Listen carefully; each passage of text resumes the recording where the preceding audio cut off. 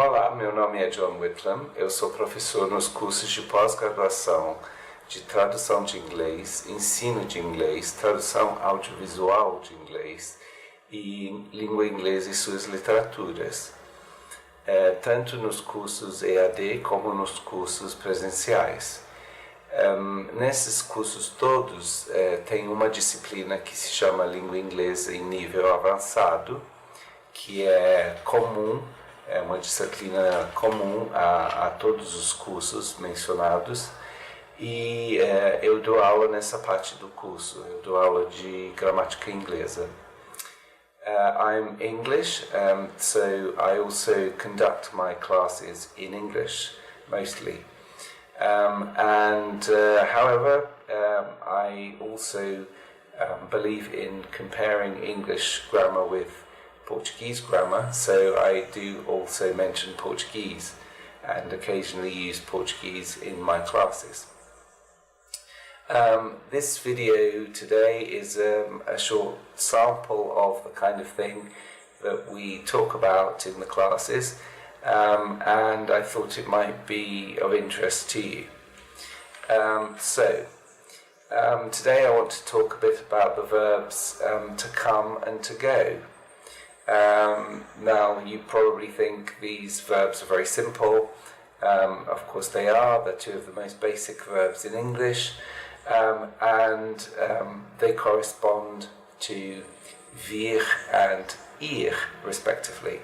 So the difference between them, the fundamental difference of meaning between them, is that come designates movement towards the person who is speaking, and ir designates movement away from the person who's speaking.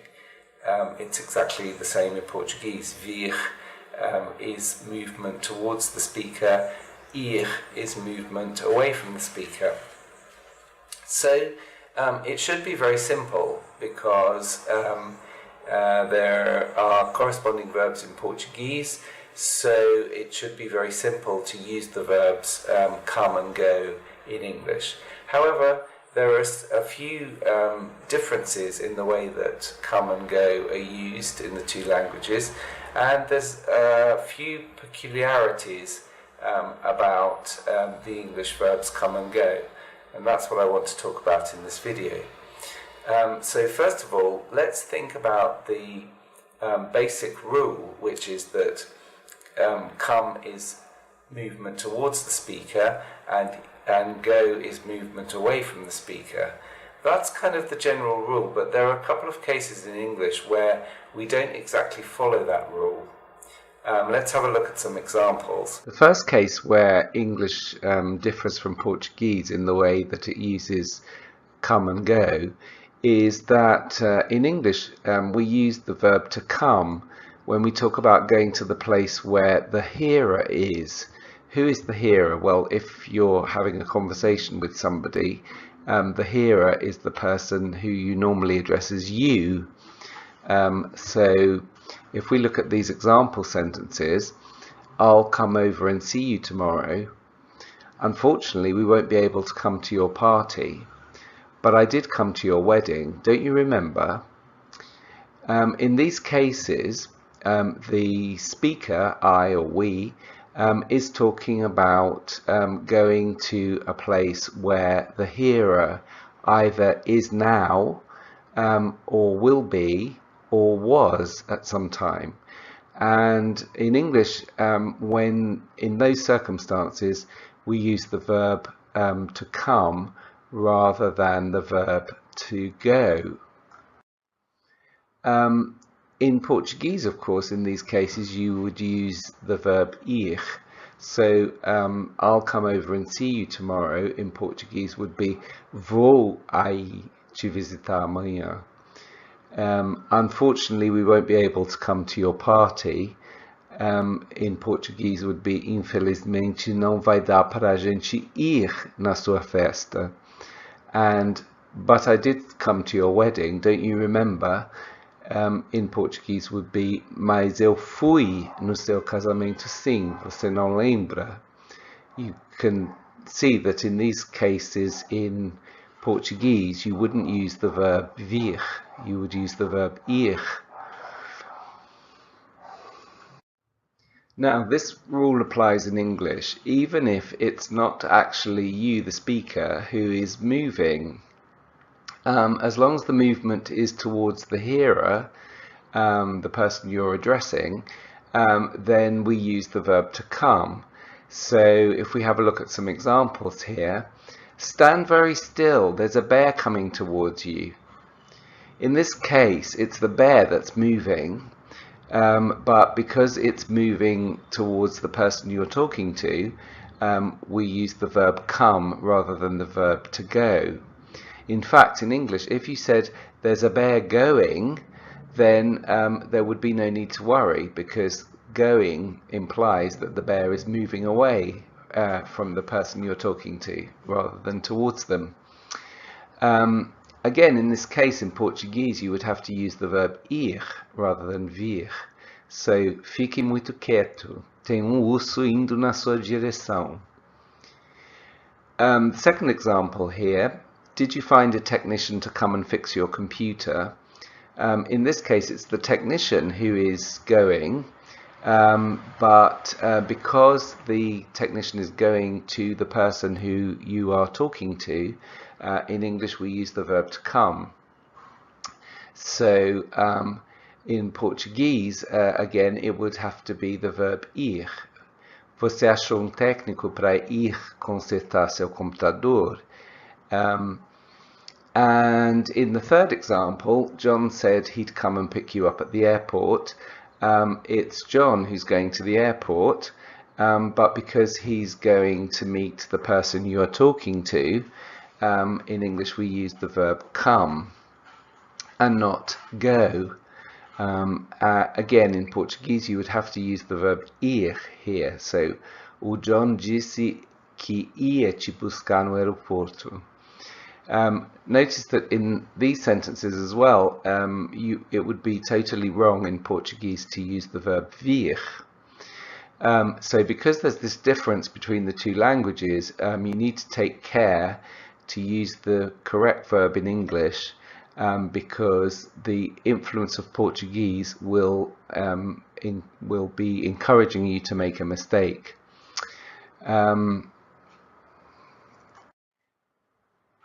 If we move on, the second case where in English we use the verb to come, where in Portuguese you would use the verb ir, is when we talk about going with the speaker or hearer, accompanying the speaker or hearer. Look at these examples. I'm going to the mall. Do you want to come? We use come here because the idea is we will be together. Second example. Oh, so you're going to the movies. Can I come too? Again, it's the idea of we'll be together. We'll be going together. And the last example, we're going to the bar. Who else wants to come? Again, if we think about the translation in Portuguese, in these cases you would have to use the verb ir in Portuguese. Vou ao shopping, quer ir? Vocês vão ao cinema, é? Posso ir também? Nós vamos ao bar, quem mais quer ir? In these sentences you wouldn't use vir in Portuguese, but you have to use come in English. So again, you need to be careful. You always need to take care when the two languages are different in the way they work. There are some other peculiarities about the verbs come and go when they are followed by a second verb. Let's have a look at some examples of this. Of course, the normal rule for come and go, the rule in the standard language, the rule that we follow in the written language, is that come and go are followed by the infinitive with to. So here we have some examples, very straightforward sentences. She went to buy some milk. I've called a technician to come to fix my computer. I often go to visit my grandparents, and they came to pick us up at the airport. This is the normal rule that we use to with an infinitive after come and go. However, in formal language, normal everyday spoken language, it's very common to replace the infinitive with to by the word and. And then the second verb is in the same form as the first verb. This is quite logical if you think about what it actually means. So instead of saying she went to buy some milk, we say she went and bought some milk. Instead of saying I've called a technician to come to fix my computer, we say I've called a technician to come and fix my computer. Instead of saying I often go to visit my grandparents, we say I often go and visit my grandparents. And instead of saying they came to pick us up at the airport, we say they came and picked us up at the airport. So you can see that the second verb is always in the same form as the first verb. In the first example, we have went, simple past, and bought, simple past. The second example, fix is an infinitive because come is an infinitive. In the third example, visit is simple present because go is simple present. And in the fourth example, picked is simple past because came is simple past. If you think about what this construction actually means, if you think about the literal translation, it makes sense that when you're talking about the past, we can only use the and construction if the second action actually happened. For example, if you think about she went and bought some milk, literally it means ela foi e comprou leite. And so that implies, ela foi e comprou, that implies that she did actually successfully buy the milk. So if it's the situation that the second action, the buying, didn't happen for some reason, then you can't use the and construction. You have to use the sort of official to construction. So, for example, she went to buy some milk, but the store was closed. It would make no sense to say she went and bought some milk, but the store was closed. Similarly, they came and picked us up at the airport. That implies that they did actually pick us up. They successfully picked us up. So it wouldn't be appropriate to use that construction if, for some reason, the picking up didn't happen. In a sentence like, they came to pick us up at the airport, but we had already taken a cab to get to their house. In that case, it would make no sense to say they came and picked us up, because they didn't actually pick us up. Another thing to note is that in American English, in spoken American English, the to is often left out between come and go. But you can only do this when you're actually using the base forms come and go. You can't leave the to out when you're using an inflected form of come or go. If we look at the examples, I've called a technician to come fix my computer is permissible because we have come in its base form, in its infinitive form. But if we compare that with the sentence, the technician came to fix my computer, in this case we have to include the to. We have to keep the to because we're using the form came and not the base form come. Similarly, in the sentence, I often go stay with my grandparents, here most American speakers would leave out the to because we have the base form go. But in the sentence, he often goes to stay with his grandparents, because we're using the inflected form goes, we then have to include the to.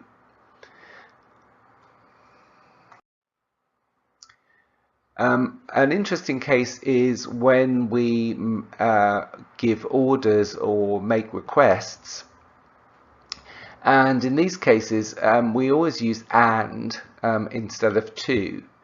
Although in American English, you can actually leave out the either to or and between the two verbs. So in the sentence, come and sit next to me, vem sentar do meu lado. In that sentence, it's impossible to say come to sit next to me. It doesn't sound natural. Americans would say come sit next to me with nothing between the two verbs. Similarly, in the request, could you go and make some coffee? It wouldn't sound natural in English to say, could you go to make some coffee? We would always use and in this case because it's a request. Americans would also say, could you go make some coffee, with nothing between the two verbs. Another issue with the verbs come and go is the question of the past participles. I'm sure you're well aware that the past participle of the verb come is come, the same as the infinitive, and the past participle of the verb go is gone. But did you know that both verbs come and go have a second past participle, and in both cases the second past participle is been, which you may know as part of the verb to be. But in this case, been is actually a participle of the verbs come and go. There's an important difference in meaning between the two participles in each case. So there's an important difference of meaning between I have come and I have been, and I have gone and I have been. Let's look at some examples. And you may be able to figure out by looking at these examples what the difference of meaning is between the normal past participle and the been past participle. So the singer has come to Brazil to do a series of concerts. We're thinking about just the vinda of the singer in this case. The singer has been to Brazil 3 times now. We're thinking about vindas e voltas, no? It's not clear whether the singer is still in Brazil on his or her 3rd visit, or whether the 3rd visit has already finished. But we're thinking about the 3 different visits as being vindas e voltas, no? Pedro has gone to New York. This means that Pedro is still in New York. So we're just thinking about the ida, and Pedro has been to New York. That means that he went there and came back. So we're thinking about the ida and the volta. The technician has just come to fix my computer. That means the technician is still in my house. So we're only thinking about the vinda, and the technician has just been and fixed my computer. That means that the technician has already left. So we're thinking about the vinda and the volta, or the vinda and the ida. She wasn't at work because she'd gone to the dentist. In that sentence, at the time that we're describing, she is still at the dentist, and therefore we're thinking about just the ida to the dentist, whereas she arrived late for work because she'd been to the dentist. If she's arrived at work, it's because she went to the dentist and came back. So we're thinking about the ida and the volta. So that's basically the difference between the two past participles in each case. In the case of come, I have come, or he has come. He has come is thinking about just the vinda, and he has been is the vinda and the volta. and he has gone is just the ide, and he has been is the ide and the volte. So this is a very important difference of meaning between these two past participles, and you have to be very careful to use been when there is that meaning of completing a round trip. You may ask yourself, well, are we not just using the past participle of the verb to be here in these examples? But actually, the proof that being in this case is part of the verb to come or the verb to go is the fact that in the examples we looked at, being is followed by a preposition of movement. In 3 of the examples we have to after being, and this rules out the possibility that being could be part of the verb to be, because the verb to be of course has many different usages, but one of its usages is as a verb of location. So you can say I am in Brazil with a preposition of location in, but of course you can't say I am to Brazil because the verb to be is not a verb of motion. But in a sentence like John has gone to New York or John has been to New York, we have been followed by to, preposition of movement. So this shows that being is actually part of a verb of motion and not part of the verb to be in these particular examples. Finally, let's have a look at how the verbs come and go combine with adverbs and prepositions to express more complex ideas of movement. English has a whole range of adverbs which indicate a particular direction, and these adverbs can be added to the verbs come or go to create a compound expression of movement. We can see this in action on this slide, and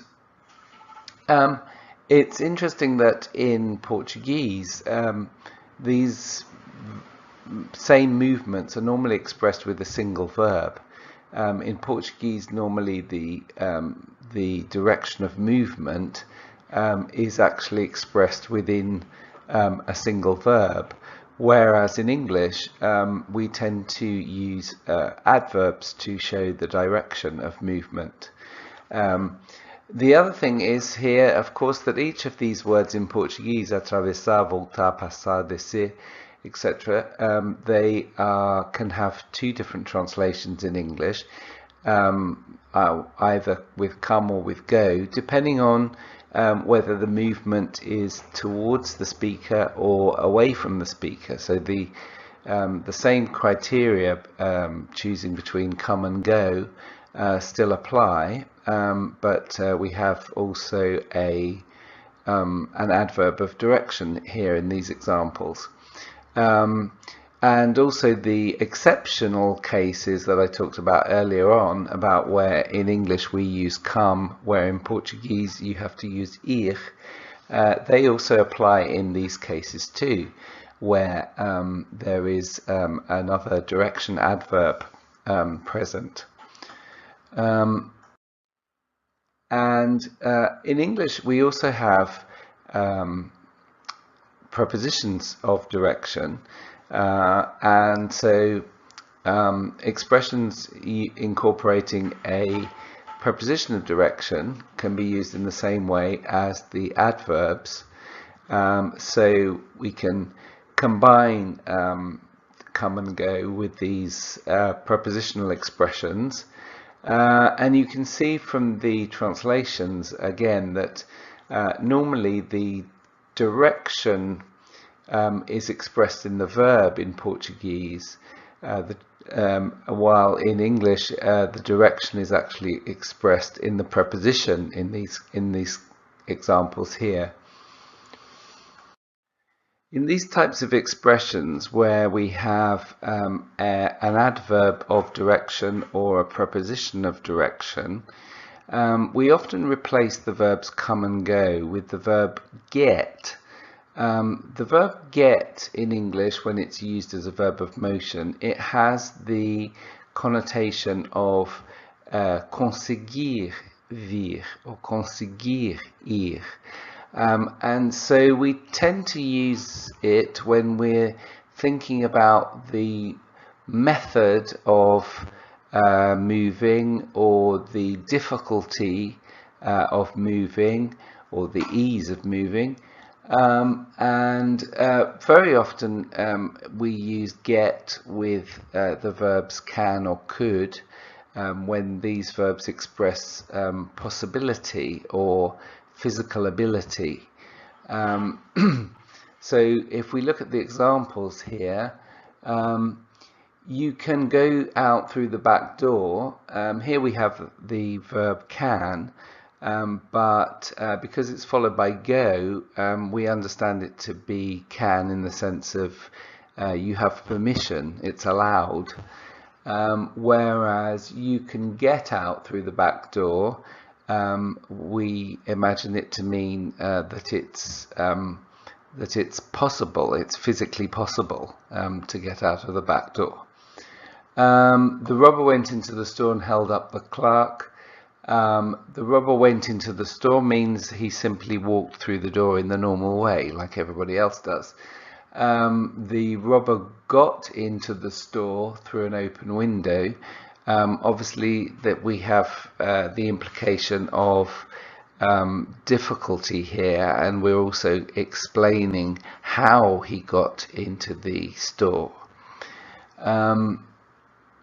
We went across the river on the ferry. This is a very normal thing to do, so we just use the verb to go, but we got across the river in a rowboat. Very much has the connotation of conseguimos atravessar. So get fits much better in the context. I heard my grandma coming up the stairs. She was just coming up the stairs in the normal way, so we use the verb to come. But grandma has a hard time getting up the stairs. Using the verb get gives us the idea of conseguindo subir, né? And then the firefighter came out carrying a dog. Came out suggests he walked out of the door of the house in a fairly normal way. The house caught on fire, but everyone got out in time. Obviously, this is the idea of todo mundo conseguiu sair. So, got out sounds much more natural. He climbed the tree and then came down again. This suggests that he came down very easily. It was no problem. Whereas he climbed the tree but couldn't get down again. Again, with the verb couldn't, it's more natural to use get because it's the idea of conseguir descer. So you should always think about whether get might be a more appropriate verb to use than either come or go. So that's it. I hope you found this video interesting. I want to finish by telling you an interesting little piece of information. You may have thought about it before, you may have wondered before. Why it is that the verb to go has the past tense went. The word went doesn't seem to have any relation to the word go, and indeed it doesn't, because the Old English word for to go didn't have a past tense, and in the past tense of a different verb was used in Old English with the meaning of went, the past simple meaning. The word in Old English was eode, and in Middle English, we're talking about kind of 14th, 15th century, this became jeder or jorder. However, around the same time, people started to use, instead of using this form jeder or jorder, people started to use the past tense of the verb to wend. This verb to wend still exists in modern English, but we only use it in one phrase, which is to wend your way somewhere. The past tense of this verb in Middle English was wenter, and over the course of time this became went, and it gradually replaced the jeder, jorder that had come from Old English, and so the past tense of the verb to go is actually from a completely different verb. Okay, that's it for today. Thank you very much. If you're interested, please sign up for one of our courses.